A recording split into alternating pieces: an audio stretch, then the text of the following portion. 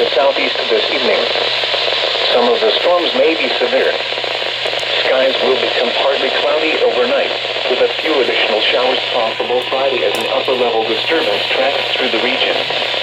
High pressure will bring fair weather, along with seasonable temperatures and less humid conditions for the upcoming weekend. Now for the official National Weather Service forecast for northwest Connecticut tonight. Mostly cloudy with a chance of showers and thunderstorms this evening, then partly cloudy after midnight.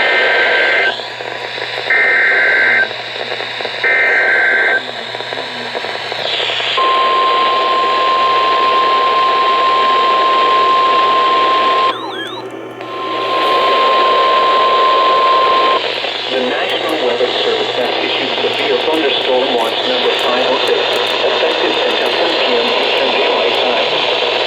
This watch includes the